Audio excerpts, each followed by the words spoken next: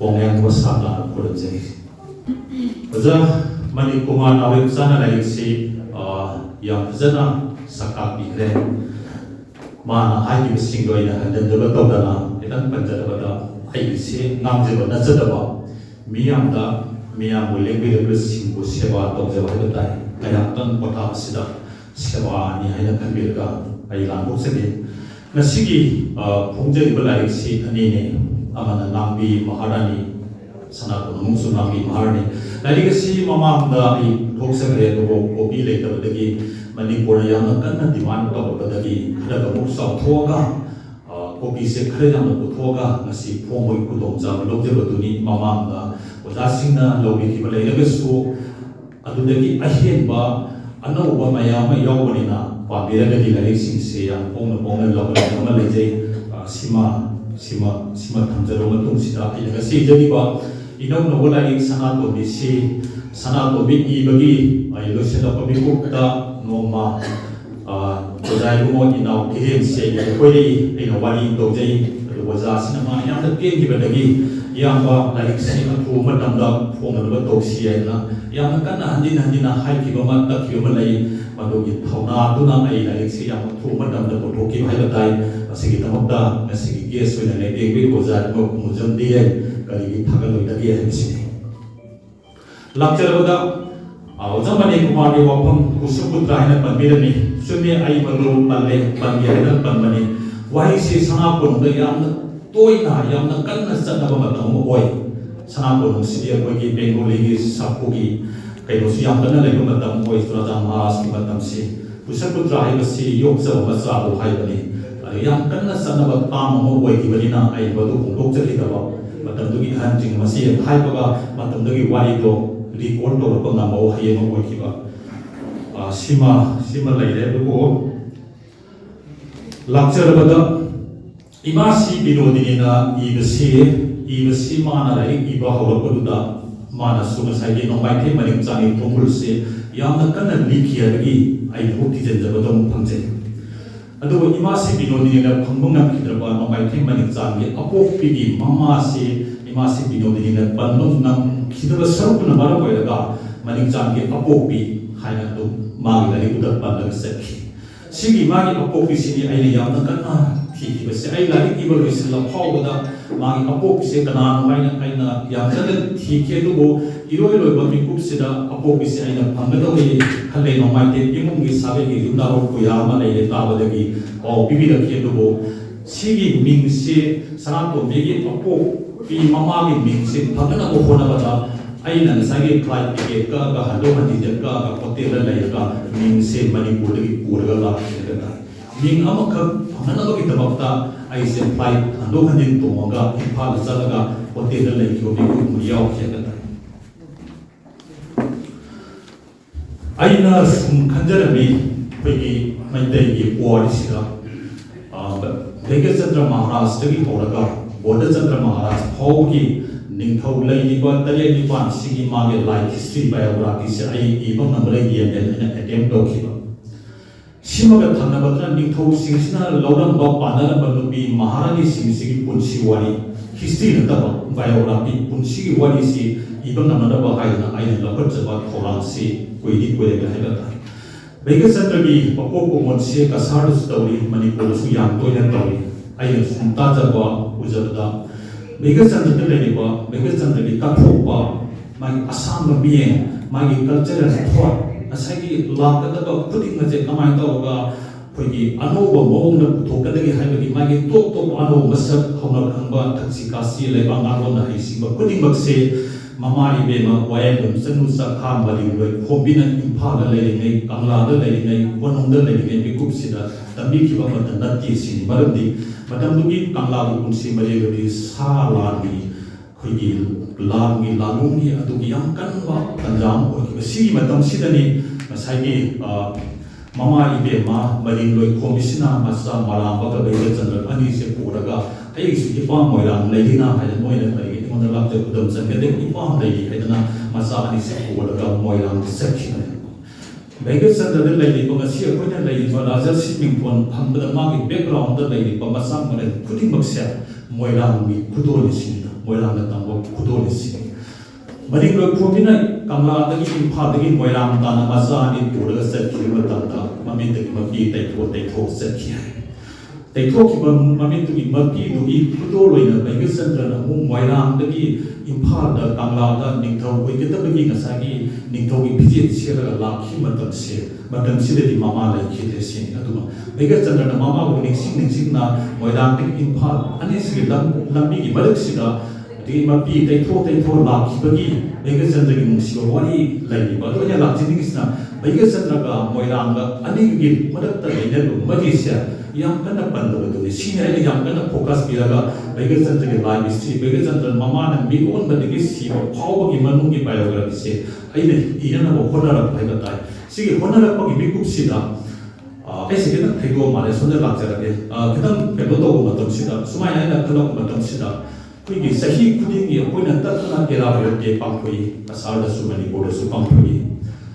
sigi pang tho ko mi kup sida wangang koi sing sine yang nang bi ai sum ta jara da activities bege chandra gi se anak na te ko gi era bo hi to sigi sida ai na mo ta jara da mana era bo ki ma gi mabu manung sida era bo ki wakhal manung sida maharaj boda chandra yaw si kana na si ko bandi ba mati ko adu amok su ningtho boda chandra gi mabu manung sida ma gi psychology sida sigi feel sida era bo ki san yaw ado mare bang manipur nu khija se era bone khen bara atha boda chandra ni khen bara se ani se samdam na banda tra su ningtho biga chandra ni pham da sa ge lalo bo speed na le bi ha se ai ni masi yang kan na no da ge kining ba gi ai ni si gi chopan ka la ga boda chandra gi la se ji selga je ai je ta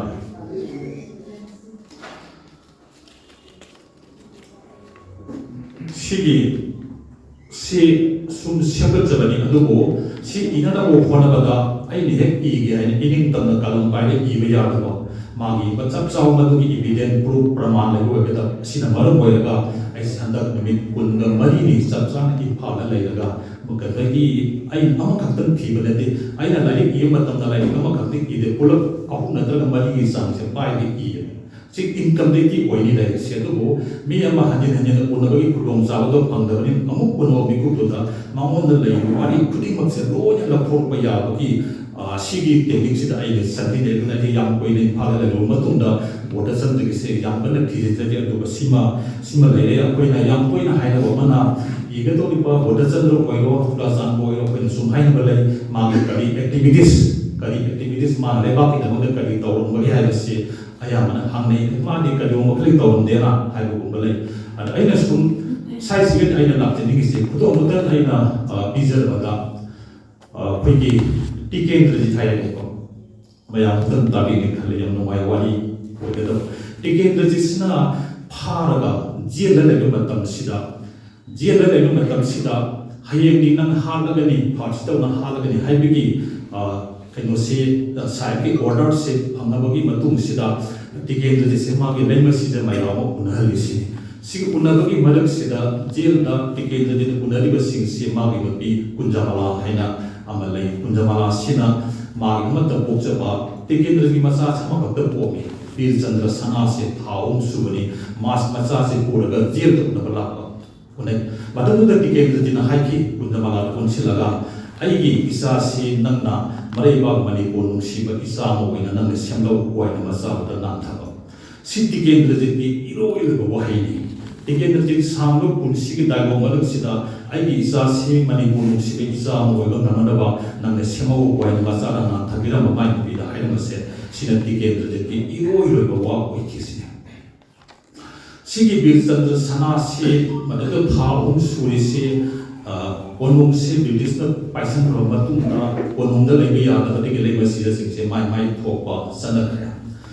atuna sagi surchandra maharaj ki ma gi maharani oilamba khoi gi maharani oil ngambi maharani suhai ngambam dingol han ase badi premoi ko premoi siga ati kunjamala siga pomin na ba machin manau ko adu pomin na ba machin manau se lang ma tun da di tinau ya school da ya sia ya school la pula da mina ki sigi leminare bi kup si da sa gi tiken de se khoina sumya ma khangna de tiken de se phasi to na ha la gi matung da ma se sora sur ki de si ꯇꯤꯀꯦꯟꯗ꯭ꯔꯖꯤꯠꯀꯤ ꯁꯣꯔꯥꯠ ꯁꯣꯟꯈꯤꯗꯦ ꯑꯗꯣ ꯃꯥꯒꯤ ꯐꯤꯔꯣꯏꯁꯨ ꯇꯧꯈꯤꯗꯦ ꯁꯤꯅꯤ ꯇꯤꯀꯦꯟꯗ꯭ꯔꯖꯤꯠꯀꯤ ꯑꯁꯤꯕ ꯃꯥꯒꯤ date ꯕꯣꯗꯤꯁꯤ ꯁꯤꯔꯕ ꯃꯇꯨꯡꯗ ꯀꯗꯥꯏꯗ ꯄꯣꯂꯣꯏꯒꯗꯒꯦ ꯍꯥꯏꯕꯁꯤ ꯋꯥꯍꯪ ꯑꯃ ꯌꯥꯝ ꯆꯥꯎꯅ ꯃꯇꯨꯡꯗꯣ ꯀꯥꯈꯤ ꯃꯌꯦꯛꯇꯗꯤ ꯀꯪꯂꯥ ꯃꯅꯨꯡꯗ ꯄꯣꯂꯣꯏꯒꯗꯕꯅꯤ ꯀꯪꯂꯥꯁꯤꯗꯤ ꯕ꯭ꯔꯤꯇꯤꯁꯅ ꯄꯥꯏꯁꯜꯂꯒ ꯂꯩꯔꯕꯅꯤꯅ ꯄꯣꯂꯣꯏꯕ ꯌꯥꯗ꯭ꯔꯦ ꯃꯐꯝ ꯑꯍꯨꯝ ꯌꯦꯡꯉꯤ ꯑꯗ ꯑꯃꯅ ꯃꯍꯥꯕꯂꯤꯗ ꯈꯤꯇꯪ ꯑꯩ ꯆꯪꯁꯤꯟꯖꯔꯛꯀꯦ ꯏꯔꯣꯏ ꯂꯣꯏꯕꯁꯤꯗ ꯃꯐꯝ ꯂꯦꯞꯄꯤꯁꯦ ꯍꯤꯆꯝ ꯌꯥꯏꯖꯝꯄꯥꯠ ꯍꯥꯏꯕ ꯃꯐꯝꯁꯤꯗ ꯇꯤꯀꯦꯟꯗ꯭ꯔꯖꯤꯠꯁꯦ ꯄꯣꯂꯣꯏꯕ ꯁꯤꯗ ꯄꯣꯂꯣꯏꯕꯒꯤ ꯃꯔꯨꯑꯣꯏꯕ ꯃꯔꯝꯗꯤ ꯍꯤꯆꯝ ꯌꯥꯏꯖꯝꯄꯥꯠꯁꯦ ꯃꯅꯤꯄꯨꯔꯅ ꯀꯌꯥ ꯈꯪꯗꯕꯗꯧꯅ ꯇꯧꯏ ꯃꯥꯒꯤ ꯍꯤꯁꯇ꯭ꯔꯤ ꯑꯃ ꯂꯩꯕ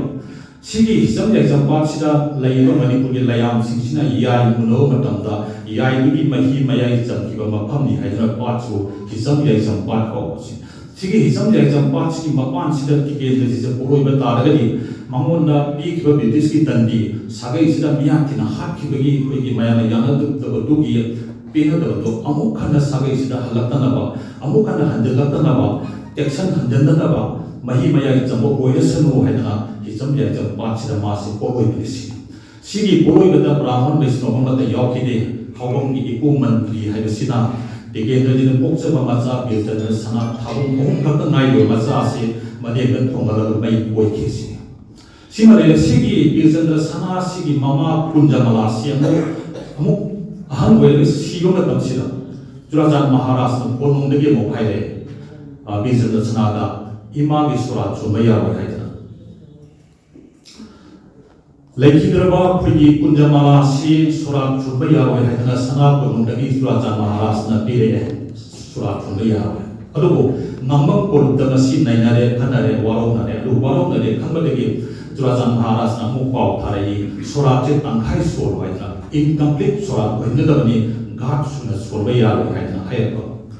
ꯁꯤꯒꯤ ꯃꯔꯝꯗꯤ ꯇꯤꯀꯦꯟꯗ꯭ꯔꯖꯤꯠꯁꯦ ꯃꯤꯁꯤ ꯆꯥꯅ ꯁꯤꯈꯤꯕꯅꯤꯅ ꯃꯥꯅ ꯂꯧꯔꯝꯕ ꯅꯨꯄꯤꯁꯤꯁꯨ ꯍꯤꯟꯗꯨ ꯙꯔꯃꯒꯤ ꯃꯇꯨꯡ ꯏꯜꯂꯒꯗꯤ ꯁꯣꯔꯥꯠ ꯁꯣꯟꯕ ꯌꯥꯔꯣꯏ ꯁꯤꯅꯤ ꯁꯤꯒꯤ ꯃꯇꯝꯁꯤꯗ ꯉꯁꯥꯏꯒꯤ ꯕꯤꯔꯆꯟꯗ꯭ꯔ ꯁꯅꯥꯁꯤꯅ ꯃꯥꯅ ꯆꯣꯡꯊꯣꯛꯑꯒ ꯑꯩꯒꯤ ꯏꯃꯥꯒꯤ ꯁꯣꯔꯥꯠ ꯁꯣꯟꯕꯗ ꯀꯅꯥꯅ ꯊꯤꯡꯕꯒꯤ ꯃꯇꯤꯛ ꯂꯩ ꯍꯥꯏꯅ ꯃꯥꯅ ꯆꯣꯡꯊꯣꯛꯑꯒ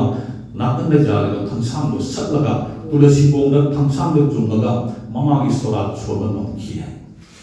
ꯃꯃꯥꯒꯤꯗꯃꯛꯇ ꯃꯇꯝꯁꯤꯗ ꯆꯨꯔꯥꯆꯥꯟ ꯃꯍꯥꯔꯥꯖ ꯀꯔꯤꯒꯨꯝꯕ ꯃꯈꯜꯒꯤ ꯀꯩꯅꯣ ꯑꯦꯇꯦꯛ ꯂꯥꯛꯈꯤꯗ꯭ꯔꯦ ꯑꯗꯨꯅ ꯉꯁꯥꯏꯒꯤ ꯕꯤꯔꯆꯟꯗ꯭ꯔ ꯁꯅꯥꯁꯤꯅ ꯑꯩꯈꯣꯏꯒꯤ ꯀꯥꯔꯀꯥ ꯋꯪශꯁꯤꯗꯤ ꯃꯅꯤꯡꯗꯁꯨ ꯂꯩ ꯃꯊꯧꯅꯥꯁꯨ ꯂꯩꯕꯅꯤꯅ ꯃꯃꯥꯒꯤ ꯀꯜꯄꯁꯦ ꯊꯥꯡ ꯄꯥꯏꯔꯒ ꯊꯥꯡ ꯌꯨꯡꯉꯒ ꯁꯣꯔꯥꯠ ꯁꯣꯟꯒꯦ ꯍꯥꯏꯅ ꯁꯤꯒꯤ ꯋꯥꯔꯤꯁꯦ ꯐꯖꯩ ꯁꯤꯅꯤꯗ ꯉꯁꯥꯏ ꯑꯦꯛꯇꯤꯚꯤꯇꯤꯁꯀꯤ ꯋꯥꯔꯤ ꯅꯠꯇꯕꯗ ꯑꯃꯈꯛꯇꯪꯒ ꯌꯦꯡꯁꯤ ꯃꯍꯥꯔꯥꯅꯤ ꯄ꯭ꯔꯦꯝꯃꯣꯏꯁꯤꯒ ꯃꯍꯥꯔꯥꯅꯤ ꯅꯠꯇꯕ ꯃꯅꯥꯎ ꯏꯕꯦꯝꯃ ꯀꯨꯟꯖꯃꯂꯥꯁꯤꯒ ꯌꯥꯏꯁ꯭ꯀꯨꯜꯗ ꯂꯩꯔꯕꯒꯤ ꯃꯇꯨꯡꯁꯤꯗ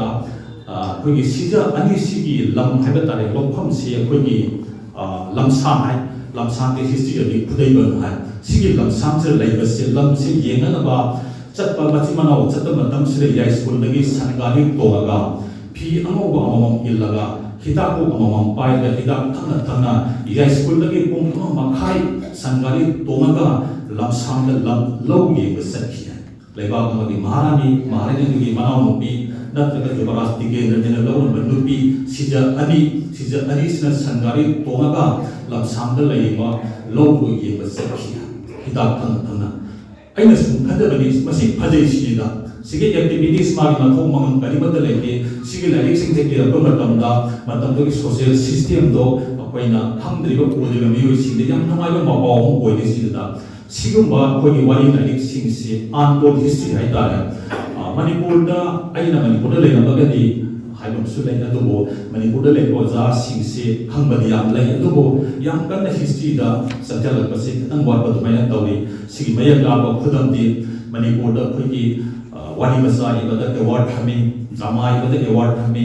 ꯍꯟꯗꯣꯛꯄꯗ ꯑꯦꯋꯥꯔꯗ ꯄꯤ ꯁꯨꯃꯥꯏꯅ ꯇꯣꯉꯥꯟ ꯇꯣꯉꯥꯟꯕ ꯂꯥꯏꯔꯤꯛꯁꯤꯡꯗ ꯑꯦꯋꯥꯔꯗ ꯃꯌꯥꯝ ꯑꯃ ꯊꯝꯃꯤ ꯇꯧꯔꯤꯕꯁꯨ ꯄꯨꯋꯥꯔꯤꯒꯤ ꯂꯥꯏꯔꯤꯛ ꯑꯃꯗ ꯆꯍꯤ ꯈꯨꯗꯤꯡꯒꯤ ꯍꯤꯁꯇ꯭ꯔꯤꯒꯤ ꯂꯥꯏꯔꯤꯛ ꯑꯃꯗ ꯃꯅꯥ ꯄꯤ ꯍꯥꯏꯕꯒꯤ ꯑꯦꯋꯥꯔꯗꯀꯨꯝꯕꯗꯤ ꯌꯥꯝ ꯀꯟꯅ ꯂꯩꯇꯕ ꯑꯃꯈꯛꯇꯪ ꯂꯩꯕꯒꯤ ꯌꯥꯝ ꯄꯤ ꯍꯥꯏꯕ ꯇꯥꯔꯦ ꯆꯍꯤ ꯑꯍꯨꯝꯗ ꯄꯤꯕ ꯁꯤꯃ ꯂꯩꯔꯦ ꯑꯩꯅ ꯍꯤꯁꯇ꯭ꯔꯤꯗ ꯏꯔꯛꯄꯁꯤꯡꯗ ꯑꯩꯈꯣꯏꯒꯤ ꯑꯦꯋꯥꯔꯗ ꯔꯤꯖꯥꯔꯚ ꯍꯥꯏꯕ ꯇꯥꯔꯦ ꯔꯤꯖꯥꯔꯚꯀ ꯊꯝꯍꯟꯅꯤꯡꯉꯒꯗꯤ ꯂꯥꯏꯔꯤꯛ ꯑꯁꯤ ꯃꯊꯪ ꯊꯣꯛꯂꯛꯀꯗ꯭ꯔꯥ ꯑꯗꯨꯕꯨ ꯑꯩꯈꯣꯏꯅꯗꯤ ꯍꯤꯁꯇ꯭ꯔꯤ ꯈꯪꯕꯒꯤ ꯌꯥꯝ ꯇꯉꯥꯏ ꯐꯗꯕ ꯑꯃ ꯂꯩꯕꯗꯨ ꯑꯩꯅ ꯁꯨꯝ ꯈꯪꯖꯕꯗꯒꯤ ꯑꯩꯅ ꯆꯪꯁꯤꯟꯖꯕꯅꯤ ꯑꯩ ꯏꯁꯥꯃꯛꯇꯤ ꯑꯣꯖꯥ ꯃꯅꯤꯀꯨꯃꯥꯔꯁꯨ ꯄꯟꯕꯤꯔꯝꯃꯦ 1986ꯗꯒꯤ ꯑꯣꯜ ꯏꯟꯗꯤꯌꯥ ꯔꯦꯗꯤꯑꯣ ꯏꯝꯐꯥꯜꯒꯤ ꯂꯤꯂꯥ ꯏꯕ ꯑꯣꯏꯅ ꯑꯩꯁꯦ ꯍꯧꯔꯛꯆꯕꯅꯤ ꯄꯦꯂꯦꯁ ꯀꯝꯄꯥꯎꯟꯗ ꯖꯨꯟ 6 ꯂꯩꯔꯒ ꯑꯩꯅ ꯂꯤꯂꯥ ꯃꯊꯪ ꯏꯖꯔꯝꯃꯤ ꯑꯗꯨꯕꯨ ꯃꯅꯤꯄꯨꯔ ꯃꯤꯅ ꯍꯥꯏ ꯀꯨꯟꯖꯂꯥꯜ ꯇꯦꯟꯗ꯭ꯔꯦꯃꯝꯁꯦ भाभी है ना बदल मुझे इसे पसारी ने हाइबी रखी सीमा लाइदुगा अनना फुकी सुम आई पंजाब से जाओ कोनी सीमा कतंगा पंजाब बता अकोई ना कोई history kan bagi yang tanai pada tu lagi bagi hari segi matang ai isen tu di perpini na sai man hai ben ai monda kamu pelogi nupi gi akoi la se ba nupi sing sida kani go ma khale kana go ke ta bo hom dan thambi la mai na hai masi kita de mari le da mi phom ba ko da ida thamjo ha da mai tu si dengan da ra da siga na napi gani noma tanja chaw na senja ai na history panja ba so sun oda sing ja sun ai na sun jila ma tani hai na ai na to jeri to ai na sun kan da ba ta re panja ru te to bani tum taw da zakki ni hai ga siman thamja ra ga hauji ai na janten jeri si amuk ta ahum saben jeri mi maharani ko da ne ni sima la ye sima ai ma gi badam da kari ko khara ano ko khara ai hai ba na mani amana kasagi leba ye bi andu indu prabha simagi wani ani siga ai kamrang na ani to na hajigi si jami nari madak sida wada chat ke se ro chalo gu mani ar gulo chalo pa sida akoi gi ngasigi nomai themo gi sana ko gi se mayamani wali ge ya gi sadu thamjagani do pa matamda mani ko mane ising ga thau ga bo hin palami sangom ising ga haibani ardhani na sagi history gi asem masak kharaga kalpana kharaga yaw haibani adugo ai na mo pa kum bija gi sina la dik sire thengna gi ba history gi event pudi mak se asu mangak ta si history ge photo wa to pudi mak se tung da hore ba ko gi na hawa hai da ta ne maru na ai ne history se khanga ni badagi nobel paw gi mahaw barak da ai ne history he yan jala ga mang mo koi tai bang mo koi ha ga ino no be style ma da ko gi la dik si iza ba ha ga ta re kalpana ga history ge yan jala ani gi masak chi na ina Sigi lagi sih ada canggih, tahu dari situ makanya sigi lagi sih emas sigi ini ada canggih, tahu tu besu magi lagi tu dana history masa yang kan yang apa sima lagi ya, atau ayah mau tahu dari sini history kita kaya mau yang sungai ayah taraga dengan saya Manipur pura meba, matang tu ke Manipur ini tahu ni ayah ba, medan actual se magi yang kan betul ini nanti kita jadi parsi tahu hak kisah. Sigi medan actual se dah matang tu Manipur ini pa malah ni sana tu belau tu betul se dah Sigi nipa sina na sagi Maxwell da kadara padagi Maxwell sayap sida boxing na pin na anirak thilaga sieng ki nipa ma mani ko da ko la le sin